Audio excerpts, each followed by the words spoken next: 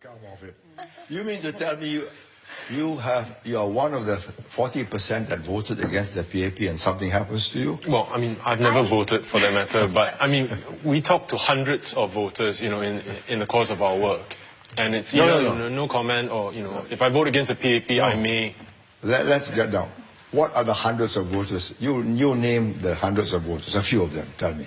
Well, I mean, I can't name them by name. No. You tell me who you have spoken to and they say we are afraid to vote against them. Well, a few weeks ago, the Straits Times did a report. We polled 100 voters. No. Mr. Lee. Never mind the Straits Times poll. You made a statement just now.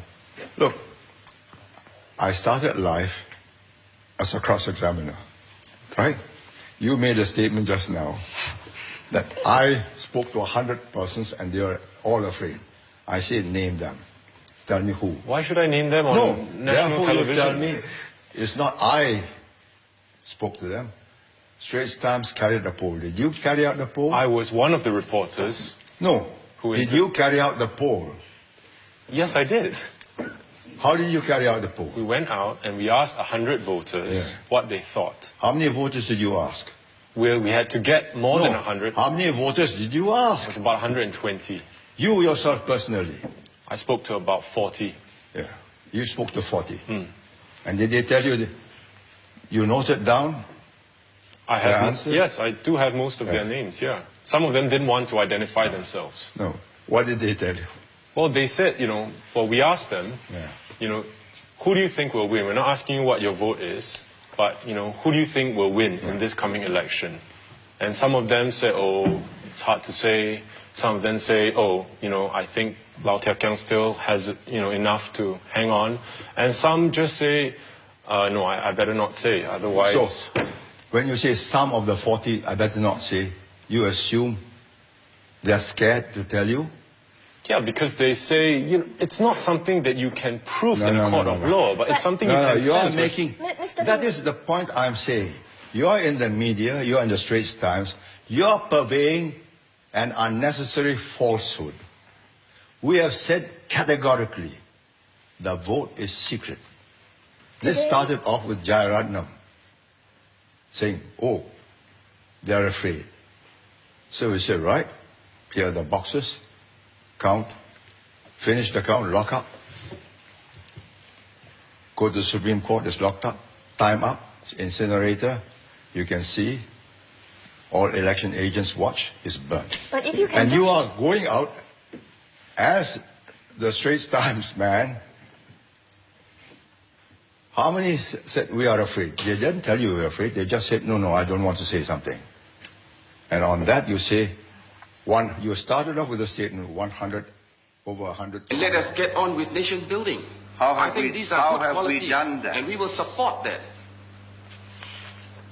Would you contradict me if I tell you that we have got here not by suppressing or pretending that race differences, language differences, culture differences do not exist, but that they can coexist without the majority obliterating or oppressing the minority?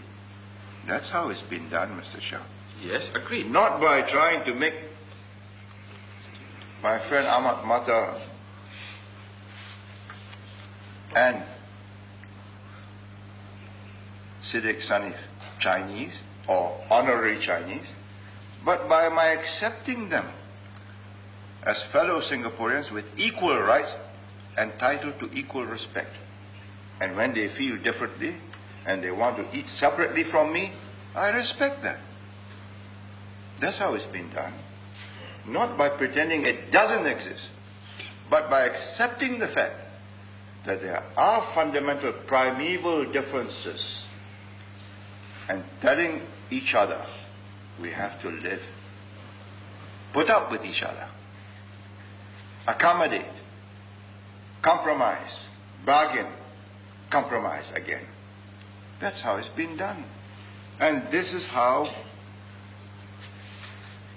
I put to you, Mr. Chiang, not only your party, but all parties will be forced